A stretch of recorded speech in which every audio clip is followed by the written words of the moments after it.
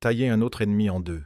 La jeune fille aux cheveux blonds atterrit près du cœur du donjon. Au début, Nana pensait que tous les ennemis avaient été vaincus. Mais soudain, deux autres énormes frelons se matérialisèrent à partir du corps du monstre déchiqueté. La résistance n'est pas inférieure à celle de l'original. L'un des adversaires se lança immédiatement dans une attaque rapide, tandis que l'autre s'empressa de voler dans l'angle mort de la jeune fille. L'instant d'après, un frelon se précipite dans son dos. Quelques secondes plus tard, Nana est complètement épuisée et, impuissant, il tomba mort sur le sol. La dernière personne qu'elle se souvenait avoir saignée était son frère aîné. Ce soir, elle lui avait promis d'être de retour à temps pour le dîner. « Je ne pense pas pouvoir tenir cette promesse », a murmuré la jeune fille avant de mourir. Pendant ce temps, quelque part dans la ville de Meiku. Après avoir fait ses courses, M. Rowe rentrait chez lui. En sortant, il entend quelqu'un l'appeler. Faisant un signe de la main, l'homme avec la pelle à la main a fait remarquer qu'il avait beaucoup de provisions avec lui aujourd'hui. Sa sœur revient-elle vraiment aujourd'hui? En se retournant, Rowe le confirme, ajoutant que Nana lui a promis de revenir une fois l'expédition dans le donjon de rang A terminée. Cet homme est un chercheur de rang D, Koji Shimura. Le garçon lui a demandé comment il allait, ce à quoi il a répondu qu'il était presque complètement rétabli.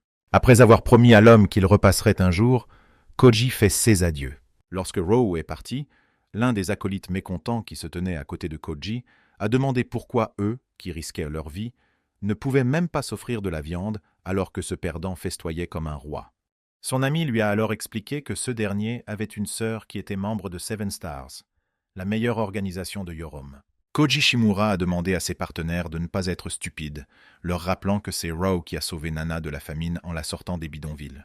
Monsieur Rowe a survécu depuis son enfance en ramassant les ordures et en mangeant les restes. Et bien que cela soit tout à fait louable, l'un des copains a fait remarquer que ce type n'était plus qu'un parasite vivant au crochet de sa sœur. Si elle meurt, il devra retourner à la pauvreté. Au bout d'un certain temps, Rowe est rentré chez lui. Placez les sacs de courses sur la table. Le garçon regarde sa montre et constate qu'il est très en retard. Il voyage loin d'ici pour se procurer des ingrédients frais, ce qui l'a amené à être un peu en retard aujourd'hui. Décidant de se dépêcher, il se met à préparer le dîner. Après avoir préparé un tas de plats délicieux, il a mis la table et a commencé à évaluer le travail accompli avec satisfaction. Rowe regarde à nouveau sa montre et constate que sa sœur est en retard pour une raison ou une autre. L'ont-ils encore laissé en heures supplémentaires? 3 heures s'étaient écoulées. La nuit tombait, mais Rowe continuait d'attendre sa sœur à la table de la salle à manger, près des plats froids. Soudain, un appel téléphonique a été reçu d'un numéro inconnu. Lorsque l'homme a décroché le téléphone, une voix inconnue s'est présentée comme celle d'un représentant de l'Association des explorateurs. S'assurant d'atteindre un membre de la famille Nana, également connu sous le nom de Lumière brillante des 7 étoiles, une voix de l'association a rapporté qu'elle avait été tuée dans le donjon de rang S. Son décès a été confirmé il y a 2 heures. Un porte-parole de l'association a également demandé à M. Rowe de garder cette information confidentielle, car le décès d'un membre des 7 étoiles pourrait causer de graves problèmes. Avant de prendre congé, une voix inconnue a demandé à l'homme de contacter l'association des chercheurs dans un délai d'1 mois pour obtenir une compensation et des avantages. En entendant cela, Rowe a laissé tomber le téléphone sur le sol et a levé les yeux, dévasté. Il n'arrivait pas à croire que sa petite sœur était morte. Des souvenirs d'elle commencèrent à défiler devant ses yeux, de la façon dont elle avait demandé la permission de l'appeler grand frère, de Nana qui une fois de plus a botté le cul des brutes et lui a demandé s'il allait bien, et comment elle a promis de revenir bientôt. Ce jour-là, serrant Rowe dans ses bras, sa petite sœur lui a demandé de ne pas s'inquiéter et de préparer quelque chose de délicieux pour son arrivée. D'après elle, cette expédition n'aurait pas dû être dangereuse puisqu'elle avait été envoyée dans le donjon de rang A. C'est alors que Rowe remarque l'incohérence entre les propos de sa sœur et ceux de l'homme de l'association. Nana a dit qu'elle irait dans le donjon de rang A, mais cette voix a parlé de rang S. L'association utilise un programme spécial pour enquêter sur les causes d'un incident survenu dans un donjon de rang S ou supérieur, surtout lorsqu'il s'agit de Seven Stars. Mais cette fois-ci, ils ont ignoré le programme et ont contacté la famille directement après l'incident. Ils n'ont pas pu découvrir en 2 heures ce qui s'était passé dans le donjon de rang S. Ou peut-être y a-t-il quelque chose d'autre derrière tout cela. 5 jours plus tard, le bâtiment principal de l'Association des explorateurs. Assis à son bureau, le chef de l'antenne de Meiku, Rakuto Otu, demande à M. Rowe CE qui l'amène ici aujourd'hui. S'il s'agit de la lumière brillante, ils en ont déjà parlé au téléphone. « Je veux m'inscrire en tant que chercheur », explique Rowe. Ces paroles ont brièvement plongé le chef de service dans la stupeur. Réalisant ce que ce garçon venait de dire, Rakuto Otu soupira lourdement. L'homme lui explique aussitôt que devenir chercheur, c'est côtoyer la mort. De plus, Rowe n'a aucune compétence. Il est sous-qualifié. Il avait été la chose la plus proche de la lumière pendant qu'elle était en vie. Il est évident qu'elle souhaiterait que son frère vive en paix.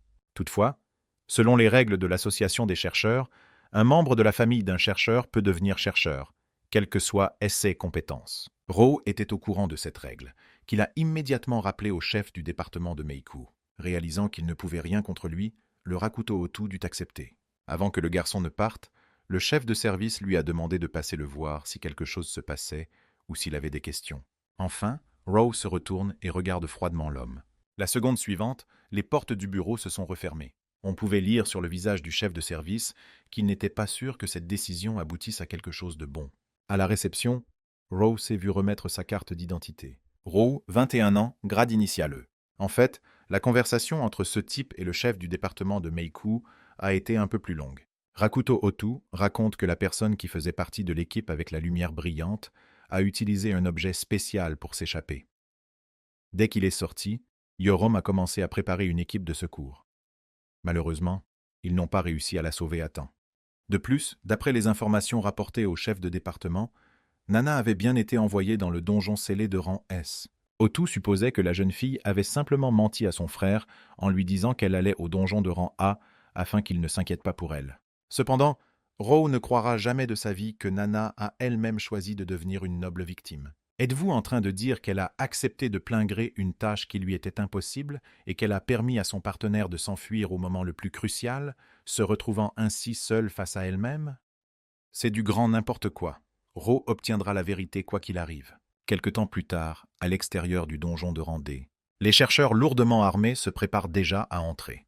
Pendant ce temps, les chercheurs de la réserve en combinaison bleue discutaient pour savoir si c'était cool d'être en première ligne. Certains trouvent cela amusant, tandis que d'autres se contentent de leur rôle actuel parce qu'ils ont peur de combattre des monstres. 30 années se sont écoulées depuis l'apparition des donjons. La plupart des gens ne s'habituent pas à la vue des monstres, même après des décennies d'expérience en tant qu'explorateurs. En fin de compte, ils sont assis à l'arrière-garde toute leur vie. Leur tâche consiste à attendre que les explorateurs de première ligne détruisent le gardien du donjon. Il en va de même pour cette expédition.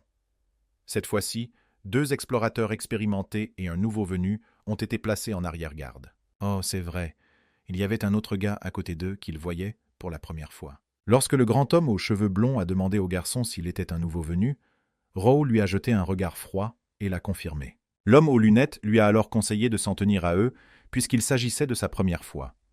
Aujourd'hui, les nouveaux arrivants ne devraient pas avoir beaucoup de travail. Ils n'ont qu'à observer leurs aînés et à apprendre d'eux.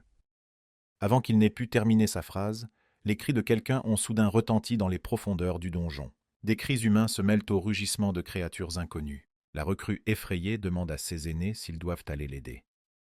L'homme blond hurla à son tour que ce gamin parlait comme s'il n'avait pas suivi l'entraînement de première année. S'ils y allaient, ils seraient tout simplement dévorés. La recrue a ensuite expliqué qu'il s'était passé quelque chose au sein de l'association cette année et que la pratique n'avait pas eu lieu. Ces informations n'étaient manifestement pas du goût des chercheurs principaux. Rowe n'avait pas non plus reçu de formation, mais il pensait que c'était parce qu'il était entré dans l'association d'une manière inhabituelle. Il s'est avéré qu'il y avait effectivement un problème au sein de l'organisation. Les chercheurs sont généralement considérés comme des spécialistes du combat. Cependant, seuls les soldats de rang D et plus peuvent participer au combat.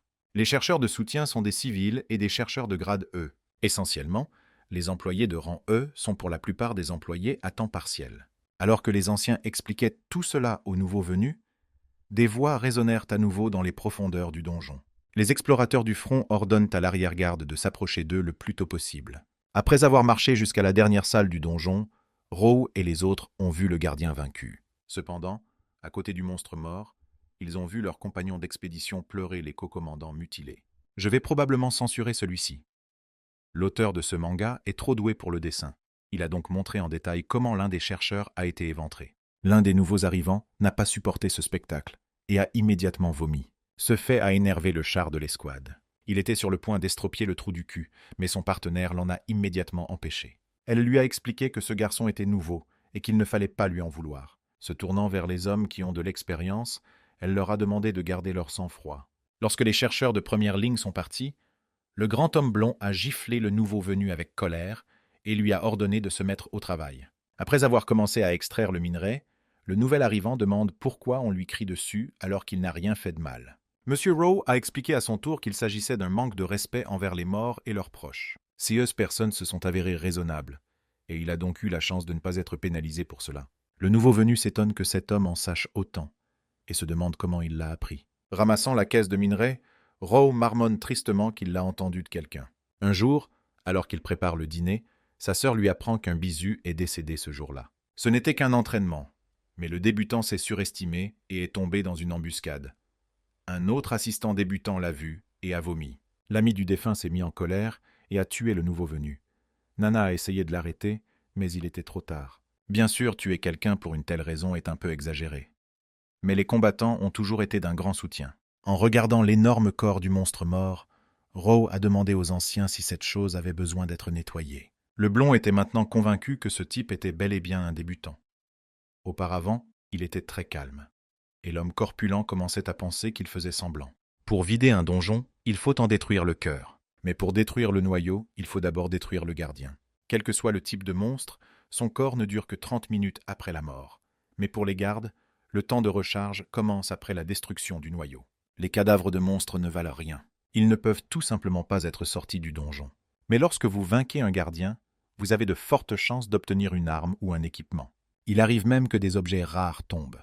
Quoi qu'il en soit, comme le donjon ferme 30 minutes après la destruction du noyau, il est temps de se tirer d'ici. Lorsqu'ils ont quitté la porte, les anciens ont laissé les nouveaux arrivants se disperser, disant qu'ils livreraient eux-mêmes le butin. Le salaire leur sera transféré dans les 3 jours. Enfin, l'homme à lunettes leur a rappelé que ce n'est pas parce que le soutien ne se bat pas qu'il est sûr. S'ils veulent durer plus longtemps, ils doivent au moins s'entraîner. Les anciens sont partis, et Rowe a continué à les suivre du regard pendant un moment. Serrant le poing, il se promet de devenir plus fort. 2 jours plus tard, il rencontre à nouveau le chef du département de Meiku.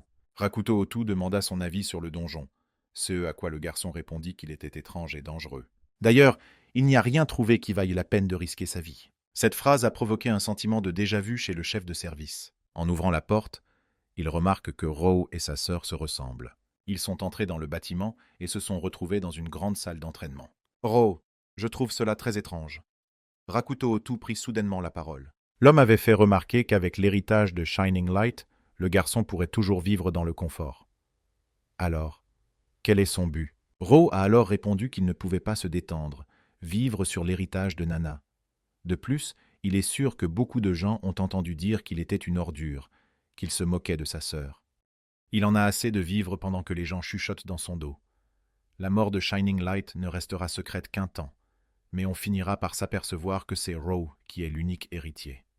Le Rakuto Otu est heureux que le garçon ait décidé de devenir plus fort par lui-même. C'est pourquoi il a décidé de le présenter à cet homme. Il s'appelle Charlie List, il a 37 ans, et il est membre de l'association des explorateurs du canton de Meiku. À partir d'aujourd'hui, il sera le mentor de Rowe. Il a peut-être l'air dur, mais c'est le plus fort du département de Meiku. En regardant son nouvel apprenti, Charlie demanda à Rakuto s'il voulait vraiment lui faire garder le morveux. Pour dissiper tous ses doutes, le chef de service lui a dit que ce gamin était le frère de Shining Light. À contre-cœur, mais le voyou a quand même accepté. Ordonnant au gamin de le suivre, Charlie demanda à Rakuto de se tirer d'ici et de ne pas l'énerver. Bientôt, ils se retrouvent seuls tous les deux. Charlie a immédiatement deviné que le garçon avait profité du privilège d'être l'héritier d'un explorateur d'élite pour arriver jusqu'ici. L'homme lui demande s'il est sûr de ne pas avoir été escroqué. A-t-il la moindre idée de ce que signifie ce privilège? Les explorateurs sont classés en 6 niveaux, de S à E. Mais ceux qui dépassent même le rang S sont appelés 7 étoiles. Les chercheurs d'élite bénéficient de privilèges de haut niveau, et, même après leur mort, leur famille en hérite partiellement, mais seulement si les chercheurs désignent un héritier de leur vivant. Il est courant d'écrire sur l'héritage dans un testament, mais une partie est la plus rare et considérée comme la plus inutile. Il s'agit du droit de devenir plus fort et d'adhérer à une association sans entrave. C'est tout. Ce qui a été expliqué au garçon a du sens, Charlie lui propose de faire son choix maintenant. Choisir quoi? Précise Rowe, mettant l'entraîneur dans une situation délicate. En se grattant l'arrière de la tête, Charlie expliqua au gamin qu'il y avait 3 types d'entraînement: l'attaque, la défense et la vitesse. Et comme il ne pouvait guère lui présenter la chose en parole, l'homme décida de la lui montrer en pratique. Après avoir fait exploser une cible d'entraînement avec son pied, il a donné un exemple d'exercice offensif. Pour s'entraîner à la défense avant le spectacle, il s'est fait tabasser par 2 assistants méchants. L'entraînement à la vitesse, quant à lui, consiste à esquiver les attaques ennemies. Après avoir montré tout cela à l'élève, Charlie lui a proposé de choisir son propre style. En regardant les débris sous les pieds de l'homme, Rowe ne tarde pas à donner une réponse. « La défense !» a-t-il déclaré avec assurance. Dès le lendemain, l'entraînement de Rowe a commencé. Le cardio est un élément très important de toute séance d'entraînement. Cependant, le garçon a couru si longtemps qu'il s'est vite senti mal. Y a-t-il un intérêt à se pousser au point d'avoir envie de vomir? Il commence à se demander s'il a fait le bon choix. Lorsque Rowe a fait part de son choix, l'entraîneur l'a félicité et lui a fait remarquer qu'il était plutôt intelligent. Les camarades de Charlie choisissent souvent l'attaque pour se protéger ou la vitesse pour avoir plus de temps pour attaquer ou courir. C'est pourquoi ils sont tous morts à l'heure qu'il estimated. Cela prouve que les choix faits par Rowe l'aidera à vivre le plus longtemps possible sur le champ de bataille. Désormais, le jeune homme devra établir son propre régime d'entraînement. Aujourd'hui, Charlie n'envisagerait pas d'entraîner personnellement cet enfant. Quel est l'intérêt de lui faire de l'exercice s'il est essoufflé après un court jogging? Afin de renforcer suffisamment son corps pour commencer l'entraînement formel, Charlie a donné 2 mois à l'apprenti. S'il n'atteint pas le niveau minimum à ce moment-là, le voyou l'abandonnera immédiatement. Et ça ne le dérange pas que ce type soit le grand frère de Shining Light. Après avoir réfléchi aux paroles de son entraîneur, Rowe a décidé de continuer à courir. Jour après jour, il persévère dans la construction de son corps. En plus de l'entraînement physique, il étudie les informations sur les monstres et les dangers présents dans les donjons. Un jour, il met la main sur un rapport concernant le monstre d'Ogumbi. C'est une bête mystique de rang S qui possède les éléments de l'air et de l'eau et dont la défense physique est extrêmement élevée. Le garçon n'avait aucune idée que les bêtes mystiques pouvaient être si puissantes. Pas étonnant que Nana soit si têtue et refuse que son frère devienne un explorateur. En plus de l'entraînement, Rowe a également consommé une bonne quantité de viande pour gagner de la masse musculaire. Ses collègues moins performants l'ont remarqué.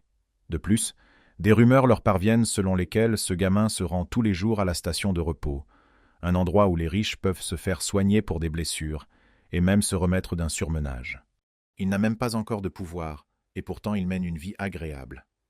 Comment est-ce possible? Chaque jour, le garçon se rendait au parc et faisait une course d'escalier. Dans le même parc, il fait de l'exercice sur des machines.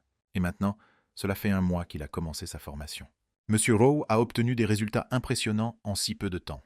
Le même jour, Monsieur Koji Shimura est venu nous rendre visite. Le garçon fait entrer l'invité à l'intérieur. Pendant qu'il lui servait du thé, Koji dit en riant qu'il n'a même pas reconnu Rowe au début. Il avait l'air de s'entraîner beaucoup ces derniers temps. Après avoir dit cela, l'homme s'est soudain tu et a regardé tristement l'homme. « Hé, Rowe, quand est-ce que Nana revient ?» demande-t-il. Le garçon a répondu qu'il n'en avait aucune idée. Selon des membres de l'association, elle est en voyage d'affaires à l'étranger et ne reviendra pas de sitôt. Remarquant l'inquiétude de Koji, Rowe lui rappelle qu'ils se connaissent depuis longtemps. S'il s'inquiétait de quelque chose, il n'hésitait pas à le demander. L'homme lui dit alors que la façon dont il achète de plus en plus de choses, ces derniers temps, a attiré l'attention. Comme vous le savez, à l'heure actuelle, beaucoup de gens n'ont même pas les moyens d'acheter un morceau de pain. En outre, des rumeurs ont circulé selon lesquelles il se rendait tous les jours à la station-service. Rowe a immédiatement deviné que Koji craignait de se faire agresser ou quelque chose du genre. En effet, l'homme ne serait pas inquiet si Nana était aux côtés de son frère. Cependant, il avait entendu dire que quelque chose de grave était arrivé à l'une des 7 étoiles. Méfiant, Rowe demande à son ami d'où il tient cette information. Il s'avère que Koji a accidentellement surpris une conversation entre plusieurs chercheurs de rang A. L'association semble vouloir garder le silence, mais certains cherchent à savoir ce qui s'est passé. « Dites-moi franchement, comment va Nana ?» demande encore Koji Shimura. Mais Rowe s'est contenté de sourire et d'expliquer que si quelque chose arrivait à sa petite sœur, il ne pourrait tout simplement pas vivre ainsi. Après avoir dit cela, les 2 hommes sont restés assis en silence pendant un moment. Finalement d'accord avec lui, Koji se souvient qu'ils ont toujours été plus soucieux l'un de l'autre que d'eux-mêmes. S'excusant d'avoir posé une question aussi étrange, l'homme dit qu'il a encore 2 ou 3 choses à faire et promet de rendre visite à son ami un jour. Il lui dit au revoir et quitte l'appartement en refermant la porte derrière lui. Rowe a immédiatement sorti son téléphone et a appelé l'un des contacts signés Idiot numéro 3. « Tu t'es enfin décidé à m'appeler ?» dit une voix de l'autre côté. Se rappelant qu'il avait essayé de l'appeler 45 fois au cours des 2 derniers mois, la voix se demandait pourquoi Rowe l'avait appelé lui-même si soudainement. Était-ce à cause des 7 étoiles? Pourquoi n'avez-vous pas simplement demandé une association? Eh bien, selon votre attitude, sont les derniers mots prononcés par l'idiot numéro 3 avant que Rowe ne lui raccroche au nez. Lorsque le gars a rappelé son interlocuteur, celui-ci était devenu plus coopératif. Mais pour être sûr, il a menacé d'appeler sa grande sœur si le type continuait à dire des bêtises. L'idiot numéro 3 avait essayé pendant tout ce temps de comprendre ce qui était arrivé aux 7 étoiles. Il a découvert que l'un d'entre eux était mort, mais n'a pas pu déterminer qui exactement. L'association tente désespérément d'étouffer l'affaire, mais c'était prévisible, car même une blessure à l'une des 7 étoiles attirerait l'attention de tout le pays. Et comme Rowe interroge l'intermédiaire au lieu de sa sœur, l'idiot numéro 3 a maintenant des raisons de croire que quelque chose est arrivé à Nana. « Je vais contacter votre sœur », dit froidement Rowe, fatigué d'avoir affaire à cet idiot. L'appel a été immédiatement coupé, ce qui a poussé l'idiot numéro 3 à jeter son téléphone par terre et à crier qu'il avait agi trop vite lorsqu'il avait décidé de présenter ce salaud à sa grande sœur. Cette conversation a une fois de plus confirmé que quelqu'un essayait d'enquêter sur la mort de Nana. S'agit-il d'une lutte de pouvoir? Ou sont-ils liés à la mort de Nana? Voilà 2 mois que j'ai commencé à pratiquer. En entrant dans le hall, Charlie aperçoit son élève et sourit. Il avait tellement changé en si peu de temps qu'il était à peine reconnaissable. Heureusement, même si c'est à peine, les paramètres pour le début du véritable procès sont encore respectés. Charlie avait 2 nouvelles pour le garçon, une bonne et une mauvaise. La bonne nouvelle, c'est qu'il ne peut suivre qu'un seul type d'entraînement pour le moment. Mais voici une mauvaise nouvelle qu'il ne va évidemment pas apprécier. Après tout son entraînement consistera à se faire battre. Après avoir expliqué cela, Charlie a frappé l'élève avec une telle force qu'il a volé en arrière contre le mur opposé. S'approchant de lui, l'homme conseilla au garçon de mémoriser ce pouvoir. Une fois qu'il pourra y résister, son entraînement sera terminé. L'objectif de cette formation est de développer la résilience. Si Rowe ne meurt pas, quelle que soit l'intensité des coups reçus, il vivra longtemps. Dans les donjons et en dehors des donjons, les mêmes choses se produisent. Ceux qui survivent sont les plus forts. On ne peut pas dire que l'on est fort si l'on meurt. Pour commencer, Charlie a donné à son élève l'occasion de se mesurer à une intelligence artificielle. Il avait le droit d'esquiver les attaques, mais il est interdit de s'en prendre à l'homme lui-même. Tout au long de la bataille, Rowe n'a fait que fuir. Puis il s'est demandé s'il était utile de continuer à le faire. S'il se contente d'esquiver, l'entraînement ne sert à rien. Pendant qu'il y réfléchissait, l'ennemi s'était déjà rapproché. Se souvenant de l'avertissement de son entraîneur, le garçon décide d'arrêter d'esquiver. Croisant les bras devant lui, il prend sur lui l'impact de la machine. Sans bouger de son siège, il continua à bloquer les coups un par un. En regardant cela, Charlie était une fois de plus convaincu que son élève était très intelligent. Avec une telle puissance, il serait capable d'entraîner à la fois sa vitesse par des esquives et son corps physique par des blocages. L'entraînement à la défense est souvent considéré comme inutile, mais en fin de compte, tout le monde comprend que la défense n'est pas seulement une question de force physique. Charlie, qui s'apprêtait à dormir, a été interrompu par un appel téléphonique soudain. La semaine dernière, il n'avait dormi que 3 heures par nuit.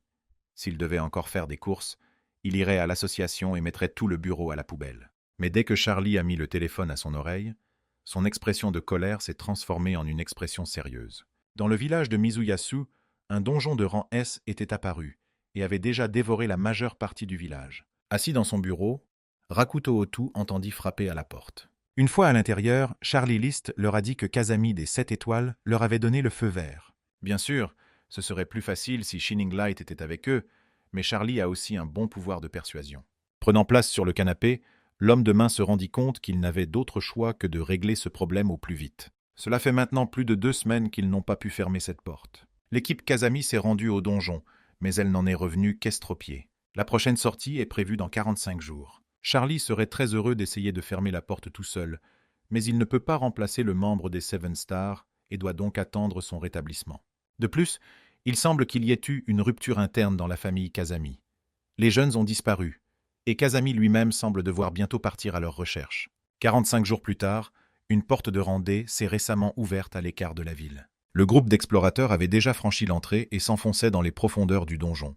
Pour Rowe, il s'agissait de son premier voyage dans le donjon en tant que guerrier explorateur. Tout le monde a continué à marcher sans dire un mot jusqu'à ce qu'une tête brûlée les avertisse que le patron était dans le coin. Et il avait raison.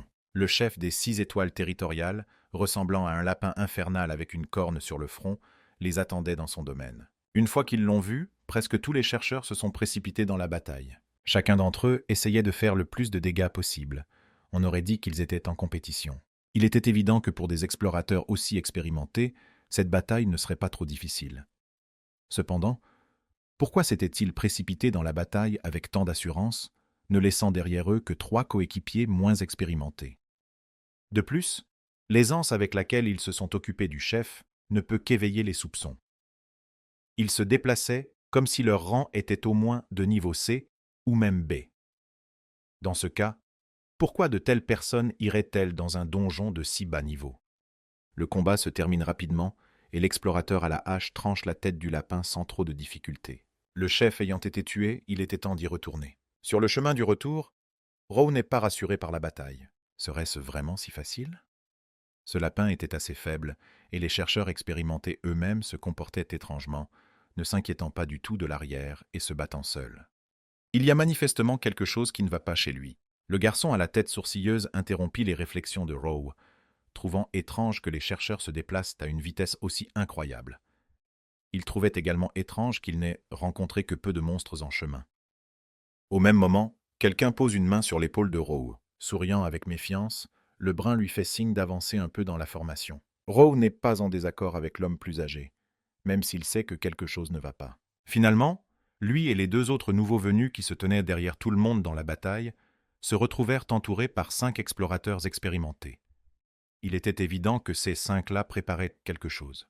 À peine ont-ils atteint la sortie qu'une créature inconnue apparaît soudain devant eux. Il s'agissait d'un monstre, ressemblant à une carte à jouer combinée à une roue de la fortune. Les visages des anciens indiquaient clairement que c'était exactement ce qu'ils attendaient. En voyant cette chose, l'un des nouveaux arrivants tomba par terre de peur. Il reconnut immédiatement ce monstre. Criant en désespoir de cause qu'il était utile, le type a pointé son doigt vers Rowe et a suggéré que ce soit lui qui soit choisi comme victime. Le monstre invisible était exactement la raison pour laquelle ces salauds avaient amené les nouveaux venus dans le donjon avec eux. Un jour, de retour à la maison après une nouvelle expédition, Nana dit à son frère qu'ils sont tombés sur un monstre invisible. C'est une créature vraiment ennuyeuse qui pousse les gens à voter pour des victimes. Au début, cela ressemble à une roulette. En fonction du nombre total de chercheurs dans l'équipe, on calcule combien de personnes il restera à manger au monstre. Lorsque le choix est fait, un véritable monstre apparaît et tue tous ceux qui ont été choisis pour être sacrifiés.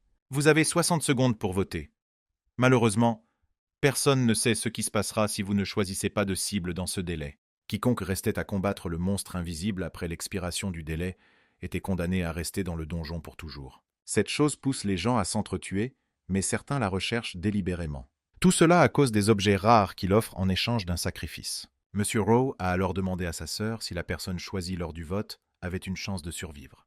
Et malheureusement, les chances de survie sont extrêmement minces. Ceux qui perdent le vote devront tuer le monstre, mais comme ceux sont souvent les plus faibles, ils sont immédiatement tués. Le vote a commencé, le compte à rebours a été lancé. Une fenêtre interactive avec les images de tous les participants est apparue devant les chercheurs. Cette fois-ci, les victimes sont censées être 2 personnes. En choisissant Rowe et ce jeune homme, les chercheurs expérimentés ont décidé d'utiliser les déchets comme des objets de remplacement. La minuterie est immédiatement remise à 0. Tous les membres votants, à l'exception des perdants, ont quitté le donjon. À la même seconde, le monstre lui-même apparut. Pendant tout ce temps, il était assis à l'intérieur de cette carte de roulette. Rowe se prépare au combat, tandis que son partenaire s'agenouille et commence à se plaindre qu'ils n'ont aucune chance de gagner. Puis, lui jetant un regard méprisant, Rowe lui demande s'il veut vraiment mourir. En réponse, le type à la frange a expliqué que ce boss était 4 fois plus fort que les gardes. Il ne pourrait pas le vaincre. À peine a-t-il dit cela qu'il reçoit un puissant coup de poing dans l'estomac. En fait, c'est Rowe qui l'envoie voler d'un coup de jambe rapide comme l'éclair. C'est ainsi qu'il a sauvé son partenaire morveux d'une attaque rapide de l'ennemi. Après avoir bloqué le coup du monstre, il bondit vers son coéquipier allongé sur le sol. Il a alors mis son épée devant lui et a dit qu'il n'allait pas abandonner même si son adversaire était beaucoup plus fort. Sans lui laisser le temps de s'arrêter, le monstre invisible se jette à nouveau sur lui. Au même moment, l'expédition de Kazami des 7 étoiles et de 16 hommes vers la porte de rang S près du village de Mizuyazu touchait à sa fin. Une petite précision. Il ne s'agit pas de la porte à laquelle le protagoniste s'est rendu. Rowe s'est rendu dans un donjon de bas niveau dans un autre endroit le même jour. Donc oui, nous nous sommes un peu éloignés de l'histoire avec son combat, et nous sommes allés dans un endroit différent.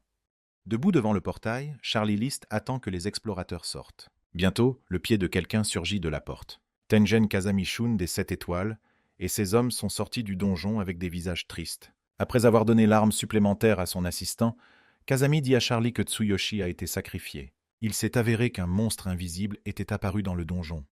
L'équipe a refusé de sacrifier quelqu'un, mais Tsuyoshi s'est avancé et a voté pour lui-même. Inquiet de la situation, Charlie décide de demander si Kazami a éliminé le risque de Child of Luck. Bien que l'une des 7 étoiles ait tenté de le convaincre qu'il n'y avait rien à craindre, le voyou lui a expliqué qu'il devrait de toute façon aller voir sur place. Il doit contrôler le processus, quelle que soit la personne qui le met en œuvre, car l'enfant de la fortune est la plus grande menace pour l'humanité. Un ancien enfant de la fortune a utilisé les vies de 4 explorateurs de classe S et de 17 explorateurs de classe A pour devenir un puissant assassin. Tsuyoshi est un enfant fort, et s'il devient enfant de la chance, Charlie n'aura pas d'autre choix que de prendre la vie de 7 étoiles. Appelant son assistante, Kazami lui demanda de rapporter au chef qu'à partir de maintenant, la classe S n'était plus le rang le plus élevé dans le donjon. L'homme enfile sa veste et se tourne à nouveau vers Charlie. C'est alors qu'il m'a dit qu'il avait récemment reçu une lettre. Cette lettre indiquait que Shining Light avait été relancé. Pendant ce temps, le combat de Row contre le monstre invisible se poursuit. L'ennemi n'a pas cessé d'attaquer le garçon, ce qui lui a fait perdre rapidement de l'endurance. Après un nouveau coup puissant, Row est projeté de côté et blessé à la poitrine. Mais le monstre invisible avait la capacité de mener des attaques à distance. Il étendit l'un de ses tentacules et tenta à nouveau de l'achever. Heureusement, Row a pu esquiver. Même s'il détestait l'admettre, son ami pleurnichard avait raison. Cette chose était en effet très puissante. Cependant, si son ennemi avait 5 fois la puissance du gardien, il serait déjà mort. En d'autres termes, ce salaud s'amuse avec lui. Le monstre invisible peut facilement étendre ses membres. Cela a permis à Row de réaliser que le combat à distance n'était pas la meilleure tactique pour lui. De plus, durant toute la bataille, cette créature n'a pas bougé une seule fois son corps principal. Supposant que la faiblesse de la chose était qu'elle ne pouvait pas bouger, le garçon décida de continuer le combat au corps à corps. Au plus près de son adversaire, il tente de le transpercer avec son épée. Au début, il pensait que cela fonctionnait. Cependant, il vit bientôt quelque chose qui remplaça sa confiance en lui par de la terreur. Une autre mâchoire apparut sur le corps du monstre qui brisa immédiatement son épée. Après avoir désarmé le garçon, l'ennemi lui lie une jambe. Jouant avec sa victime, le monstre la soulève en l'air et commence à l'agiter d'un côté à l'autre comme un drapeau. N'en pouvant plus, il l'a plaqué au sol avec une force phénoménale. Le corps de Row était très bien entraîné, mais même lui ne pouvait rivaliser avec un coup de poing aussi puissant. En regardant le monstre malmener son partenaire, le gars à la frange ne comprenait pas pourquoi il continuait à se battre. Quelles que soient les méthodes qu'il utilise, il n'a aucune chance. Ayant finalement épuisé sa victime, la créature l'amena jusqu'à son museau. La bouche grande ouverte, il s'apprête à dévorer le garçon. Row n'a jamais pensé qu'il mourrait ainsi. Déjà au bord de la mort, une vision apparaît devant ses yeux. En lui tendant la main, sa jeune sœur l'invite à rentrer chez elle. Il y a 4 ans, le cimetière de la ville. 1 mois auparavant, Kazumi Ikoma était morte en essayant de sauver Anji dans le donjon. Ils formaient un couple merveilleux. Kazumi s'occupait toujours d'Anji et veillait à ceux qu'ils ne soient pas déprimés. Debout devant leur tombe, Row tente de convaincre sa petite sœur que cette tragédie n'est pas de sa faute. Bien sûr, Nana le savait. Cependant, depuis qu'Ikoma est mort au travail, elle craint que son frère ne meure lui aussi un jour. Que fera-t-elle alors? C'est pourquoi elle est déterminée à faire ce qu'elle peut pour Row. Pour elle, son grand frère vaut plus que sa propre vie. Nana savait que son frère serait lui aussi un explorateur. Tant qu'elle serait en vie, elle ne se laisserait pas faire. Ce jour-là, après lui avoir caressé la tête, M. Row lui a promis que cela n'arriverait jamais. De plus, elle est aussi la personne la plus importante pour lui, et il ne va donc pas ignorer ses souhaits. Soudain, les souvenirs mourants sont interrompus par le cri de quelqu'un. S'étalant sur le sol, le gaz à la frange a donné un coup de poing au monstre invisible. Malheureusement, son épée s'est également brisée en morceaux. Tremblant de peur, il regarda ce qui restait de sa lame. Dans la même seconde, le monstre lui a donné un coup de pied dans l'estomac, le projetant contre le mur d'en face. Ce dernier a immédiatement perdu connaissance. Aujourd'hui, Row a perdu tout espoir. Le monstre, serrant fortement les mâchoires, a mordu le bras droit de l'homme. Le garçon essaya de desserrer les mâchoires de la créature, mais en vain. Il ne voulait pas mourir sans connaître la vérité sur la mort de sa petite sœur. Quoi qu'il arrive, il ne laissera personne se mettre en travers de son chemin. Décidant qu'il n'avait pas le droit de mourir dans un tel endroit, Row griffa de ses dents le membre du monstre. L'ennemi ne s'attendait pas à une telle action et a donc immédiatement crié de douleur, décrochant ses mâchoires. Row, quant à lui, avait déjà complètement arraché le tentacule de la créature. Cela lui permet de se libérer de l'emprise mortelle de son adversaire. Alors qu'il tombait au sol, il se préparait déjà à recevoir un retour de bâton. En levant soudain les yeux, il vit le monstre invisible disparaître pour une raison quelconque. Il s'avère que les tentacules sont le point faible de cette créature. Avec sa morsure, Rowe a essentiellement détruit le cœur du monstre invisible. Quoi qu'il en soit, c'est fini pour lui aussi. En s'excusant une dernière fois auprès de Nana, le garçon murmure qu'au moins, c'est un match nul. Au même moment, son corps était presque complètement guéri pour une raison inconnue. En se levant, Rowe a vu une étrange fenêtre bleue devant lui. Cette fenêtre système indique qu'après avoir vaincu le monstre, l'utilisateur a acquis l'hyper-guérison. L'objet spécial de soins passifs jetables s'applique automatiquement. C'est la seule raison pour laquelle Rowe a survécu à cette bataille. De plus, après la bataille, il avait obtenu la compétence Ex-réutilisation. Un certain temps s'était déjà écoulé depuis ce jour, mais il n'arrivait toujours pas à comprendre à quoi servait exactement cette compétence. La notification indiquait simplement le nom de la capacité, mais ce qu'elle faisait exactement n'était même pas mentionné. Cette fois, Rowe n'a survécu que par miracle. Cela lui a permis de réaliser une fois de plus à quel point il était faible. Alors que le garçon est assis sur le lit, il reçoit un appel de Koji-san sur son téléphone. Après s'être entretenu avec lui, M. Rowe a déclaré qu'il se rendrait immédiatement sur place. En voyant son ami, Koji Shimura l'a salué avec un sourire. Expliquant qu'il n'était pas encore prêt, l'homme lui fait signe de s'asseoir. Koji demande à son ami si ses blessures vont bien. Rowe répondit qu'il allait beaucoup mieux. Grâce à Hyper Heal, il a été complètement guéri en quelques jours. Soupirant lourdement, Koji-san fit remarquer que la plupart des personnes présentes dans les donjons étaient inutiles. Une équipe équilibrée et surtout fiable était souhaitable pour voyager en toute sécurité lors d'une expédition. Malheureusement, tous les explorateurs célèbres avaient déjà recruté des escouades. L'un des membres de l'équipe de première ligne a interrompu leur conversation, rappelant à l'équipe d'assistance qu'il était temps de se mettre au travail. Proposant de discuter un peu plus tard, Koji dit qu'ils doivent d'abord faire leur travail. À l'intérieur du donjon, un tableau inhabituel s'ouvre devant eux. En fait, il s'agit d'un donjon riche en ressources dont le boss ne présente que peu de risques. Koji est déçu d'avoir été engagé comme simple soutien dans une telle expédition.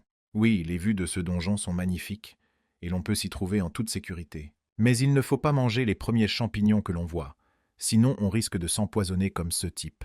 Ils devront passer beaucoup de temps à rassembler des ressources ici. Si Koji avait su que ce serait si ennuyeux, il n'aurait pas invité Rowe. Mais au moins, il pourra apprendre les subtilités de la collecte ici. Après tout, il y a beaucoup de choses bizarres et différentes ici. Alors que Rowe cueille un autre champignon, Koji le remarque et l'avertit que l'objet est inutile. Pendant ce temps, l'escouade principale a vaincu l'un des ennemis. Ils appellent Koji et lui demandent de collecter des ressources dans la zone pendant que les explorateurs de la ligne de front se déplacent. Se retournant vers son ami, Koji-san lui fait signe de le suivre. Rowe s'apprête à se lever quand soudain, le champignon qu'il tient dans sa main se met à agir bizarrement. Soudain, le champignon disparaît de sa paume. En regardant autour de lui, le garçon vit ce champignon à l'endroit même où il avait poussé à l'origine. Mais cette fois, il avait l'air étrange. Essayant de se rappeler quand il avait eu le temps de laisser tomber cela, Rowe décida de suivre Koji-san. En arrivant dans la dernière salle, l'escouade principale a achevé les gardes et a demandé à Koji et à ses assistants de nettoyer l'endroit. Pendant 20 minutes, les assistants ont continué à ramasser des champignons et d'autres ingrédients utiles. Aujourd'hui, Rowe a appris que l'environnement d'un donjon détermine ce qui y pousse. Par exemple, son ancien donjon contenait beaucoup de minéraux. Dans celui-ci, il y a différentes plantes qui poussent. Ayant obtenu un tiroir plein de ressources utiles, le gars allait le montrer à Koji-san. Mais alors qu'il se dirigeait vers elle, il ne remarqua pas le rocher qui se trouvait sous ses pieds. En trébuchant, il lâcha la boîte de champignons et tomba juste devant le monstre mort. Sa main toucha négligemment le corps du monstre. Au même instant, la créature disparut aux yeux de tous. Un tel spectacle a plongé tout le monde dans la stupeur. Le cadavre du monstre n'était censé disparaître qu'au bout d'une minute. Décidant que leur montre était simplement cassée, l'escouade d'assistants s'est empressée de quitter le donjon. En courant pour rentrer, Rowe a signalé à Koji-san qu'il avait encore du travail à faire et qu'il ne pourrait donc pas aller à l'association avec eux pour le moment. Après avoir dit au revoir à Koji Shimura, le garçon est rentré chez lui en toute hâte. En ouvrant la fenêtre du système, le gars a vu qu'il avait 2 mycéliums flexibles et un mycélium inutilisable dans son inventaire. Ces objets lui étaient tombés du champignon qu'il avait cueilli à l'époque et du corps du monstre qui avait presque disparu. Auparavant, on lui avait dit que les corps des monstres étaient inutiles. Mais aujourd'hui, grâce à la compétence Ex-réutilisée, il peut recycler les déchets et les transformer en objets utiles. S'il avait de la chance, il pourrait peut-être même acquérir des compétences. Très vite, cependant, Rou s'est rendu compte qu'il ne pourrait pas utiliser Ex-Reuse librement. Il n'a pas la force de se défendre. Si quelqu'un découvre quelque chose d'aussi cool, il essaiera de profiter de lui. Prenant place sur le canapé, le garçon se demanda ce qu'il devait faire dans un tel CA. Pour l'instant, il n'est pas assez fort pour aller seul dans le donjon. Mais même s'il essaie d'utiliser cette compétence quand tout le monde est parti, il y a toujours une chance qu'il soit attrapé. Il doit utiliser Ex-Reuse sans attirer l'attention. C'est à ce moment-là que Rou a eu un bon plan. Bien sûr, cela dérange un peu Koji-san, mais Rou est sûr de lui rendre l'appareil pour avoir profité de lui. Pendant ce temps, dans le domaine des Kazami des 7 étoiles. Assis dans son lit, un homme à la frange bandée regarde par la fenêtre. Au même moment, Kazami entre dans sa chambre. L'homme en colère demanda au garçon pourquoi il s'était disputé avec son père et comment il s'était retrouvé dans le cachot. L'homme à l'esprit flou lui a répondu que c'était sa vie et qu'il décidait lui-même de ce qu'il voulait faire. Kazami Senior a répondu qu'il ne s'opposerait pas à ce que son frère décide de risquer sa vie et de faire n'importe quoi. Au contraire, il respecterait son choix. Mais s'il se soucie toujours de sa famille, il devrait accorder plus de valeur à sa vie. Être chercheur n'est pas la seule chose que l'on puisse faire dans cette vie. De telles paroles ont évidemment mis Kazami Junior en colère. Demandez à votre frère d'attendre qu'il se décide enfin à lui dire quelque chose. « Je veux quitter la famille Kazami », dit-il sans l'ombre d'un doute. Au bout d'un certain temps, Rou fait de l'exercice. Il pense qu'il doit s'assurer le soutien de Koji pour absorber plus de monstres. Il y a 2 problèmes principaux à résoudre. La première chose à faire est de se procurer de fausses cartes d'identité et de les utiliser à la place de la vraie. Cela réduira le niveau de risque. Deuxièmement, demandez à Koji de racheter les donjons. Même une forêt de rang D est plus riche en ressources qu'un désert de rang C. Les objets produits dans un donjon dépendent de l'environnement. C'est pourquoi certains explorateurs vendent des donjons. Mais si vous ne faites pas appel à un acheteur de confiance, vous le regretterez souvent plus tard. Ils ont donc besoin d'une personne de confiance disposant de vastes relations. Soudain, Rou remarque que quelqu'un s'approche. C'était le même type que celui qui se trouvait dans le donjon avec le monstre invisible. Yasukage est venu voir Rou pour le remercier de l'avoir sauvé et lui demander une faveur. Il a vraiment envie de repartir à l'aventure avec Rou. D'après ce qu'il a entendu, M. Rou a été quelque peu choqué. Yasukage a remarqué que Rou n'avait pas de super force, mais cela ne l'a pas empêché de se battre jusqu'au bout, quoi qu'il arrive. Rou se demanda si le Yasukage était venu directement à cet endroit. Il était probablement en train de recueillir des informations sur Rou. Yasukage ne voulait en aucun cas offenser son sauveur. Mais Rou lui conseilla de trouver quelqu'un de plus capable et de plus fort que lui et lui demanda de ne plus le poursuivre. Techniquement, Yasukage a aussi aidé Rou. Ils sont donc à égalité. De plus, Rou n'aime pas les gens qui abandonnent si facilement. Rou a de nouveau demandé de ne pas le suivre ou de le suivre. Yasukage était un peu contrarié, mais il ne voulait pas abandonner. Au bout d'un moment, Rou retrouva Koji. L'homme a réussi à trouver un donjon à vendre, mais la tâche s'est avérée assez difficile. Pour une raison ou une autre, l'apparence des donjons change, ce qui entraîne des problèmes au niveau des offres de vente. De plus, les informations sont devenues très chères. Ces changements sont très suspects, mais le plus important est de savoir comment ils affecteront l'existence de l'humanité. Soudain, un inconnu interrompt leur conversation. Se pourrait-il que Rou est un harceleur secret? Rou explique qu'il a déjà été dans un groupe avec ce type et qu'il le suit partout depuis. Koji parle de popularité. Le garçon s'est adressé à Yasukage pour connaître la véritable raison de son désir de faire la tournée des donjons avec Rou. Mais ce garçon lâche ne cessait de répéter les mêmes mots. Monsieur Rou est très fort, et le garçon veut devenir comme lui. Rou résiste. Il répète qu'il n'est pas vraiment puissant, qu'il n'est qu'un homme ordinaire comme Yasukage. C'est un éclaireur qui surveille les coulisses. Rou se rend compte que l'homme en face de lui n'est pas un homme de la rue comme les autres. Il lui demande de ne pas perdre son temps. Le Yasukage n'est pas un homme ordinaire et a côtoyé de nombreux chercheurs forts, mais il n'a jamais rencontré quelqu'un qui s'est battu aussi désespérément pour sa vie malgré l'avantage évident de l'ennemi. Yasukage veut vraiment devenir un combattant désespéré comme Rou. Il en avait assez d'être dans l'ombre de son frère aîné. Rou a entendu quelque chose de familier. Se pourrait-il qu'il parle pour le même homme? Il était une fois une image des 7 étoiles que Nana avait apportée avec elle. Le groupe a pu se réunir et prendre une photo complète. Tout le monde y figurait. Shunshun est le frère de Yasukage. Ils sont tous deux issus de la famille Kazumi. Bien qu'ils soient frères, ils sont très différents l'un de l'autre. Leurs personnalités sont totalement opposées. Quel type d'éducation la famille Kazami donne-t-elle? Rou refuse à nouveau Yasukaga. Il ne veut dorloter personne, mais simplement vivre une vie tranquille. Le Yasukage ne trouvait pas les mots justes pour faire changer d'avis Rou. Koji intervient dans la conversation. Il est temps de se mettre au travail. Row dit au revoir à Yasukage et se dirige vers le donjon. En entrant dans la grotte, les explorateurs ont trouvé le corps d'un monstre qui ressemblait à une grosse pieuvre. Le travail semblait considérable. L'un des travailleurs n'apprécie pas le corps du monstre car il serait impossible de le déplacer pour atteindre les ressources. Un autre chercheur doit se dépêcher car c'est aujourd'hui l'anniversaire de sa fille. Row a gentiment proposé de lui laisser le travail. Il n'y a plus rien de précieux ici. Il peut s'occuper du reste. L'homme l'a remercié et lui a promis de lui donner une friandise la prochaine fois en guise de remerciement. Ce dernier temps, Row n'a trouvé que des matériaux ordinaires, mais cette fois-ci, il espère que ce monstre lui apportera un butin plus précieux. Dès que le gars a touché le tentacule avec sa main, le corps du monstre a commencé à disparaître. Acquis. Tentacule de pieuvre séché 3 PCS, peau de pieuvre endommagée 1 PCS. Mais la compétence la plus précieuse est corps de bronze, qui permet d'augmenter la résistance physique. Si vous vous entraînez avec cette technique en la combinant avec des arts de défense, votre résistance physique augmentera de manière significative. À ce moment, l'un des explorateurs est revenu dans le donjon. L'homme fut surpris, car le corps du monstre avait disparu quelque part. Qu'est-ce que ce type lui a fait? Row a caché la dague dans son dos et fait de son mieux pour confondre l'homme qui a pénétré dans le donjon. L'homme montre une montre-bracelet. Il calcule l'heure et comprend parfaitement quand le cadavre aurait dû disparaître. Row essaie de trouver une excuse pour expliquer la disparition prématurée du monstre. Mais y a-t-il quelque chose qu'il puisse dire qui soit convaincant? Mais il est plus probable qu'il n'y ait rien qui puisse convaincre cet homme. Row tente de m'amuser en disant qu'il vient juste de revenir ici et que le corps a déjà disparu.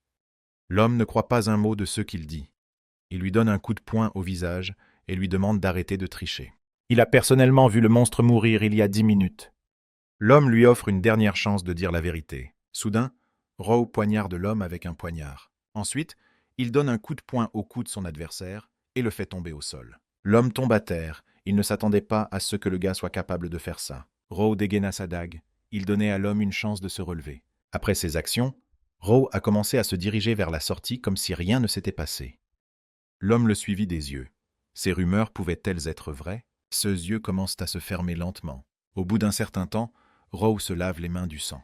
L'homme se regarde dans le miroir et se rend compte qu'il a commis un meurtre. Mais le plus étrange, c'est qu'il a même semblé l'apprécier. Dans un monde où l'on ne sait plus très bien si la loi fonctionne, le meurtre n'a rien d'inhabituel. Il ne va pas chercher d'excuses, un meurtre est un meurtre. Mais il ne laissera personne se mettre en travers de son chemin. Cela fait 1 mois. Row est toujours impliqué dans le balayage du donjon. Il s'efforce de prendre son temps et de terminer son travail à la toute dernière minute afin d'éviter des situations comme celle qui a conduit aux victimes. De nombreuses personnes étaient sceptiques quant à son travail, car il était à chaque fois le dernier à terminer, trouvant de nombreuses excuses à ses retards. Cette fois, la raison de son retard est une entorse à la cheville. SE's partenaires lui ont demandé d'être prudent et de ne pas perdre de temps. En attendant, puisque le nettoyage est terminé, il demande que le matériel recueilli soit remis à l'enquêteur principal.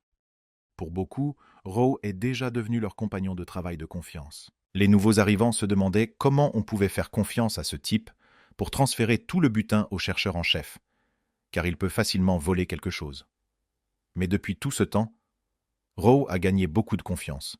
Il accepte volontiers n'importe quelle tâche et s'en acquitte honnêtement. Depuis peu, de nombreuses personnes essaient de faire partie d'un groupe de travail avec lui. L'un des employés lui a demandé pourquoi il travaillait s'il était le grand frère de Shining Light. Peut-être que quelque chose est arrivé à sa sœur et qu'il essaie de l'aider d'une manière ou d'une autre, mais pourquoi dans un tel trou? Tant de questions et si peu de réponses. Au bout d'un moment, Row rentre chez lui avec ses achats. En marchant dans les ruelles, l'homme aperçoit quelqu'un. Row lui demande d'arrêter de le suivre. Yasukage est nerveux car il est parfaitement caché et ne peut être vu. Row s'approche du harceleur et l'attrape par l'épaule. Effrayé, Yasukage a crié. Il a commencé à reculer en titubant et s'est cogné la tête contre le mur. Row est surpris, car pour un lâche comme lui, il est doué pour traquer les gens. Mais ici, le harcèlement clandestin demande de la pratique. Yasukage demande à nouveau une seule chance. Yasukage demande à nouveau une seule chance. Mais ses forces s'épuisent. Il commence à douter et envisage parfois d'abandonner. Row ne prononce pas un mot et continue silencieusement à marcher vers la maison. Yasukage a commencé à suivre l'homme et à dire qu'il avait probablement trouvé quelque chose qui pourrait lui être utile. Row sourit. À quoi pouvait bien servir un homme aussi faible? Yasukage a dit qu'il pourrait être utile pour vendre les marchandises que Rou essaie de vendre. Le personnage principal était perturbé. Il n'aimait pas que ce gamin soit capable de flairer ses affaires. Yasukage vit le regard menaçant de Rou et commença à expliquer plus en détail ce qui s'était passé. Yasukage vit le regard menaçant de Rou et commença à expliquer en détail ce qui s'était passé. Yasukage a des relations et n'en fera pas plus que nécessaire. C'est une bonne chose pour Rou. Même si Yasukage n'a pas le pouvoir, il a suffisamment de valeur pour compenser. Si Rou continue à vendre seul, tôt ou tard, quelqu'un le remarquera. Peut-être que faire équipe avec ce type ne serait pas si mal. Rou essaie de dire quelque chose, mais quelque chose l'en empêche. Il y a eu un bruit à l'extérieur. Dans un endroit aussi sûr, il y a eu une explosion. En regardant un bâtiment voisin, il remarque 2 silhouettes humaines sur le toit. C'était le frère aîné de Yasukage. Mais qui était l'autre personne? À côté de lui, un inconnu vêtu d'une cape blanche volait dans les airs. L'homme au masque ne s'attendait pas à attraper l'une des 7 étoiles, mais il s'agissait d'un poisson assez gros. Shunshun a pointé sa main vers son adversaire en utilisant une sorte de compétence. Son pouvoir a été capable de lui ébouriffer les cheveux et de déchirer sa capuche. L'inconnu se demanda pourquoi le type avait immédiatement commencé à attaquer. Ne voulait-il pas demander ou apprendre quelque chose sur son adversaire? Shunshun ferma les yeux. Apparemment, il avait des projets très différents. Pour lui, cela n'a aucune importance. L'inconnu était perplexe. Un méchant aux couleurs vives qui apparaissait de façon spectaculaire en public. Il devait travailler dur pour gagner sa vie. Il pouvait donc faire preuve d'un peu de respect et coopérer. Shunshun est prêt à coopérer, mais seulement après l'avoir tué. On pouvait s'attendre à ce que le droit divin soit aussi impitoyable. Un aune pensait que c'était impoli, mais ils peuvent le faire. Shunshun attaque le premier et se jette dans la mêlée. Un aune souffle la boule de feu qu'il vient de créer sur la paume de sa main. Shunshun essaie de contrer avec un takedown. Dès que la boule de feu et l'épée entrent en contact, une violente explosion se produit. Au même instant, l'épée de Shunshun apparaît dans le nuage de fumée. Un aune arrête facilement son attaque, car il s'attendait à ce que son adversaire ne soit pas trop facile. Au même moment, une deuxième pointe d'épée s'approche de l'oreille droite de l'inconnu. Shunshun frappe son adversaire d'un coup d'estoc près du visage. La seconde épée s'envole des mains de l'inconnu masqué. Shunshun le tire vers lui et l'attrape avec sa main. Le gars s'est surpris. Il a maintenant de nouvelles informations concernant Shunshun. Il sait maintenant que ce type a une compétence en 2 épées. En souriant, l'homme a dit qu'il commençait à devenir nerveux. Pendant que les deux se battent, Yasukage et Rou continuent de surveiller la situation. Le jeune frère tire légèrement vers l'avant et veut faire quelque chose. Rou saisit vivement l'épaule de l'homme, qui pense vraiment pouvoir aider son frère de quelque manière que ce soit. Même s'il se précipite courageusement, il sera simplement tué. S'il tient vraiment à son frère, il devrait donner la priorité à sa propre sécurité. Shunshun est le chef le plus puissant des 7 étoiles, mais qui est ce type en robe? Comment peut-il être si confiant qu'il peut l'affronter en 1 contre 1? Rou saisit son téléphone et prend une photo de son agresseur. Yasukage se rend compte qu'il est plus judicieux de passer inaperçu, mais n'y a-t-il vraiment pas d'autre solution? Rou fait demi-tour et rentre chez lui. Ils doivent faire ce qu'ils peuvent. Un peu plus tard, les garçons se tiennent à la porte de l'appartement de Rou. Monsieur Rou promet de réfléchir à la proposition et de prendre contact dès qu'il aura bien réfléchi. Yasukage lui demande de patienter encore un peu. Mais à ce moment-là, la porte se referme sur lui. Il espère pouvoir y participer également. Une fois dans l'appartement, Rou a commencé à chercher des informations sur l'homme mystérieux. Il a téléchargé toutes les données dans l'ordinateur et a essayé de trouver un indice. Rou scrute chaque image. Il doit y avoir quelque chose qui va aider l'affaire. Dans l'un des plans, le gars remarque un étrange emblème à l'intérieur de sa cape. Il appelle d'urgence quelqu'un et demande que l'on prête attention à la marque. J'ai besoin de toute information concernant l'image qu'il vient d'envoyer. Une 30aine de minutes se sont écoulées et l'appel tant attendu est arrivé. La voix au téléphone m'a dit qu'il s'agissait du chercheur de rang A, Komori Amon. Le design est basé sur son chat préféré. Mais son décès a été confirmé en août dernier.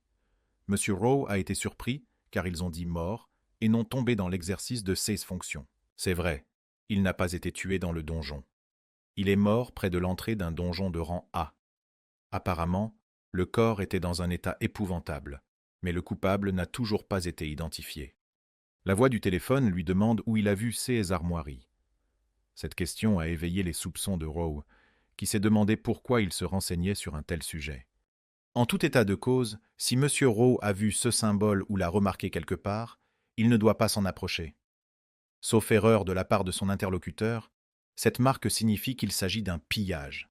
Rou ne comprend pas de quel trophée de guerre nous parlons. Le type a ouvert la porte du balcon. En s'avançant sur le balcon, il aperçoit un inconnu en robe blanche qui quitte les lieux. La voix au téléphone poursuit en expliquant que cet emblème était probablement un trophée commun qui dénote un symbole de victoire. Monsieur Rowe demande à la personne à l'autre bout du fil de lui faire part de toutes les pistes dont elle dispose. Voler l'emblème de quelqu'un et le garder comme trophée, pour autant qu'il le sache, seul un groupe appelé Cruise fait cela. Et l'homme qui apparaît sur les images est encore plus mystérieux que le Cruise Boss. Tout. Ce que l'on sait jusqu'à présent, c'est qu'il s'appelle Z, et que l'on ne sait rien d'autre à son sujet. Rowe se demande ce qu'est cette étrange organisation. La fille assise en face du gars lui demande de la mettre sur haut-parleur pour qu'elle puisse aussi entendre leur conversation. Alors qu'il met son téléphone sur haut-parleur, il se demande si Rowe a entendu parler de ces types. Nana les a mentionnés une fois. Si c'est le cas, M. Rowe devrait savoir qu'il s'agit d'un groupe international doté d'une structure assez complexe. L'important, c'est qu'ils sont assez fous, mais qu'ils ont une forte unité. Il y a eu un silence pendant exactement un instant. Apparemment, il pensait à quelque chose. Comprenant ce qui se passe, l'homme demande à Rowe de ne pas s'en mêler et d'enquêter seul. Rowe demande à partager toutes les informations qu'il connaît et à ne pas mentir. Des rumeurs concernant Nana se sont déjà répandues dans certains cercles et elles deviendront bientôt publiques. Rowe veut comprendre d'où viennent ces rumeurs, où il les a entendues exactement. À ce moment-là, la fille tend une carte de visite sur laquelle est écrit « Daisy ». Le type explique qu'il s'agit d'une sorte de société commerciale de Daisy. Ils vendent des informations, mais ils ne sont pas assez louches pour vendre ce genre de choses. Le type a eu vent des rumeurs, et il a obtenu du président qu'il donne des détails. Rowe a compris et lui a demandé de continuer à collecter des informations sur qui collectionne les trophées, juste assez pour que cela ne le blesse pas. Le garçon demanda ce que Rowe comptait faire maintenant. Il est probable que si les rumeurs concernant Nana se répandent, il devra déménager. Leur conversation s'est arrêtée là, et Rowe a raccroché le téléphone. Il avait commencé à se préparer dès qu'il avait soupçonné Koji d'avoir signalé la mort de Nana.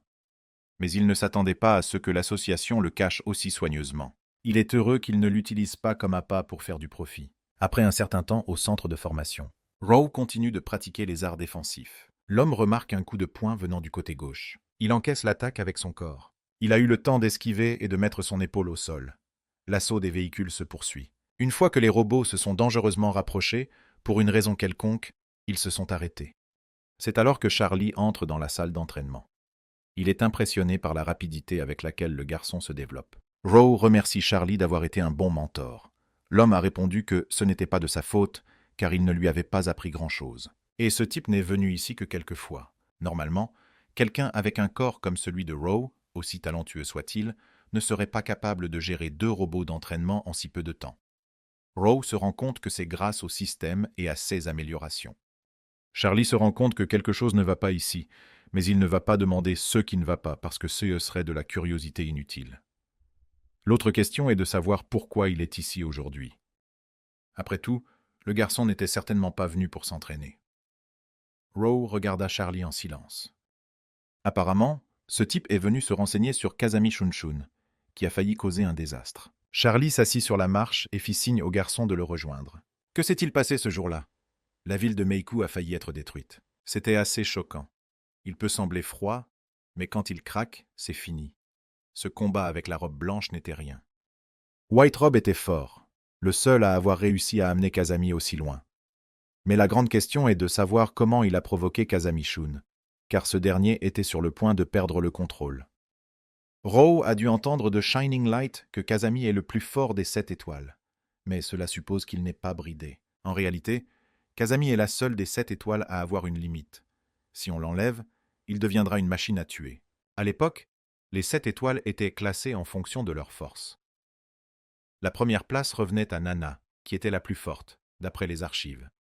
Mais en même temps, il disait que Kazami Shun était vraiment le plus fort d'entre eux. Rowe était certainement intéressé à l'entendre, mais ce n'était pas pour cela qu'il était venu ici. Ou plutôt, ce n'était pas ce qu'il voulait entendre. S'il n'est pas venu pour se renseigner sur Kazami, alors il veut en savoir plus sur la robe blanche. C'est exactement ce qui intéressait Rowe. Charlie est prêt à parler, mais il veut entendre une bonne raison. Nana n'est pas morte à cause d'un donjon. Ces types devaient le savoir depuis longtemps. Charlie est d'accord avec l'affirmation du type. Charlie a dit qu'il avait prévu d'utiliser Rowe comme appât pour attirer la blouse blanche. Mais maintenant, Rowe peut se retirer en toute sécurité. Rowe était confus. Charlie complotait pour garder le gars dans l'ignorance. Charlie lui explique que s'il le lui dit, il ne pourra plus revenir en arrière. Mais si le gars l'entend maintenant, il y a 99% de chances qu'il meure, ce qui va à l'encontre des souhaits de la lumière brillante. Veut-il vraiment tout savoir? Jusqu'où il est prêt à aller? White Robe, membre d'un tout nouveau groupe totalement inconnu appelé The Saints, et Seven Star est contraint de choisir un nouveau membre. Monsieur Rowe a demandé pourquoi inviter soudainement un nouveau venu, si c'est vraiment à cause de ces saints. Charlie répond qu'ils ne savent rien des saints, mais que leur cible est claire. Rowe essaie de comprendre qui il vise. Cherche-t-il tous les chercheurs ou seulement les 7 étoiles? Dans les deux CA, c'est la même chose. Si tous les chercheurs sont détruits, il finira par rencontrer les 7 étoiles. D'un autre côté, s'il prend les 7 étoiles, les autres chercheurs n'ont plus aucune valeur. La seule chose qu'ils connaissent, c'est son nom de code. De toute façon, les méchants disent toujours la même chose. Ils commencent à divaguer tout seuls. On dirait une secte qui vénère un dieu des ténèbres. Et dans une large mesure, il y a des idiots comme ça à tout moment et à toute époque. Rowe demande si l'un d'entre eux a déjà choisi une lumière brillante. Charlie demande si, même en présence d'une menace de niveau 5, il est vraiment nécessaire de trouver un remplaçant aussi rapidement. À ce moment-là, l'homme semble avoir deviné une petite astuce venant des 7 étoiles. Pour lui, Nana n'est pas seulement une lumière brillante, c'est sa petite sœur. Seven Star, c'est le bouclier et la lance les plus puissants de la nation. Si la mort de Nana est rendue publique, le pays sombrera dans le chaos. Après cette phrase, M. Rowe a pris conscience de la situation dans son ensemble. Aux grandes dames de Charlie, c'était la seule issue possible. Le gaz était furieux. Il essayait de comprendre pourquoi personne ne lui disait la vérité. Le travail de l'association est maintenant de trouver un nouvel acteur pour remplacer sa sœur. Et pour que personne ne sache que Nana est morte, toutes les nouvelles diront qu'elle est toujours en vie, mais dans un autre lieu. Dès le départ, il s'agissait d'un plan bien conçu. Charlie a essayé de le prévenir que plusieurs pays avaient conclu des alliances et ouvert une chasse à son encontre. Il s'en moque, car dès le début, personne ne veut l'écouter, et l'ensemble s'avère être une pièce de théâtre inachevée. Rowe part s'occuper de ses problèmes, et Charlie se tient la tête. Il a dit tout de suite qu'il ne voulait pas être mêlé à tout ça. Au bout d'un moment, le gars arrive dans un bois. D'après la carte, il est au bon endroit. Et en raison des événements récents, il ne pourra pas aller à la guilde pendant un certain temps. Et l'auto-apprentissage a ses limites. C'est pourquoi il ne lui reste que ce plan. Il a dû payer une fortune pour obtenir ces informations. Il espère vraiment qu'elle est à jour. Après s'être frayé un chemin à travers les fourrés denses, le type trouva enfin le portail. La Daisy Trading Company était incroyable. Elle avait réussi à trouver l'entrée du donjon dans un endroit aussi reculé. Sans perdre de temps, l'homme s'y engouffre. Devant lui se trouvait une grotte remplie d'eau, d'arbres et de plantes clairsemées. Rowe ramasse une pierre sur le sol et la lance au milieu de l'étang. Soudain, un énorme requin sort de l'eau en essayant d'attraper un rocher. Ce type n'a pas eu de chance. Il avait prévu de s'entraîner ici. Mais d'après ce que l'on voit, ça ne va pas marcher. Rowe veut voir ce que cette grotte cache d'autre. Sautant rapidement de rocher en rocher, il s'approche du milieu du bassin. Le requin tente alors d'attaquer à nouveau. Rowe l'arrête avec un armbar et la projette dans l'eau. C'est la première fois de sa vie qu'il est aussi agacé par un poisson. Avant qu'il n'ait le temps de réfléchir, plusieurs requins plus agressifs tentent de l'attraper. Rowe tente de retourner à l'entrée du donjon, mais l'un des requins lui barre la route. L'homme repousse le requin d'un coup de poing gauche, ce qui semble très facile. De retour à l'entrée, le gars est heureux que les amphibiens ne soient pas présents dans les donjons de rang, sinon il n'aurait jamais pu en gérer autant. Avant que je puisse terminer ma pensée, les requins ont commencé à sauter hors de l'eau, et ils atterrissaient déjà sur la terre ferme, en s'appuyant sur 2 pattes. Rowe regarde avec horreur ce qui se passe. Est-ce une sorte de farce? Le carnage commence. Apparemment, une conserverie de poissons va ouvrir ici. Au bout d'un moment, le gars était le seul survivant dans cette pièce. Il a eu beaucoup de chance de ne pas avoir été tiré sous l'eau. Après avoir repris un peu son souffle, Rowe a commencé à récolter les fruits de son travail. C'était une belle prise. En plus de la viande et des écailles, l'homme a également reçu des yeux de requin. On dit que les perles de monstres d'eau sont bonnes pour la peau. Mais qui utiliserait quelque chose d'aussi grossier? Quoi qu'il en soit, obtenir 2 perles de tous ces monstres est une bonne récompense. Après tout, même les boss ont un faible niveau de draw d'objets rares. Rowe poursuivit sa route dans le couloir et pénétra dans la pièce suivante. L'homme a vu un grand papillon assis sur une fleur devant lui. Serait-ce le patron? Les papillons sont généralement mortels, leurs écailles provoquant souvent des hallucinations. Le vrai danger est qu'ils peuvent être toxiques, Rowe lance sa dague directement sur la cible. Peut-être qu'il la sortira de là. La lame atteint la cible avec précision. L'étrange liquide qui remplit le trou autour de la fleur sur laquelle le papillon était assis commence à disparaître. Dès que l'eau eut complètement disparu, on put voir la racine de la fleur. Mais le plus intéressant, c'est que dans ces racines se trouvait une grosse pierre brillante. Rowe saisit brusquement son poignard. Le papillon n'était-il qu'une frime et la nuée de poissons une véritable menace? Ce type brandit un couteau de camping.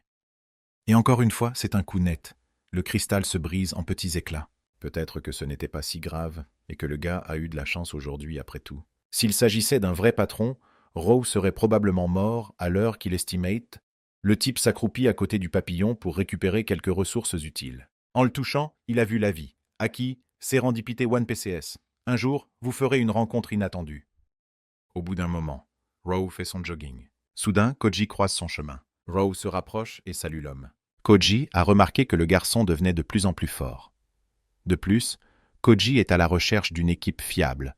Il a donc décidé de présenter le garçon à quelqu'un. L'homme lui promet de lui envoyer leurs coordonnées un peu plus tard. Cette fois-ci, Koji a encore beaucoup de questions à poser. L'une d'entre elles concernait les cadavres des boss des donjons. Pourquoi Rowe les récupérait-il? Mais le gars n'a rien répondu. Cependant, depuis que les modèles de donjons avaient commencé à changer, plus personne ne vendait de donjons. Pour trouver d'autres cadavres, Roux demandait à Koji des informations sur les personnes qui vendaient des donjons ou des cadavres de boss. N'obtenant pas de réponse à la première question, Koji pose la suivante. Comme Koji l'aide beaucoup, il veut savoir ce que Rowe et Nana ont en commun, s'il y a des nouvelles d'elle. Les rumeurs se répandent-elles vraiment si vite, pense Rowe. Koji dit qu'il y a des rumeurs sur Nana, ou plutôt qu'il lui est arrivé quelque chose de grave. Quand il arrive quelque chose à la 7e étoile, tout le monde panique. De plus, les règles de passage dans les donjons changent également pour les membres de la guilde des chercheurs. Tous les membres de la guilde des chercheurs sont donc très inquiets. Rowe commença à rassurer Koji. La guilde s'en occupera rapidement. Il n'y a pas lieu de s'inquiéter. Nana dit que sa mission sera bientôt terminée, et qu'à son retour, ils dîneront tous ensemble. Et la dernière question que Koji voulait poser était sans doute de savoir où était Rowe ces derniers temps. « J'ai suivi un entraînement intensif », répondit le garçon.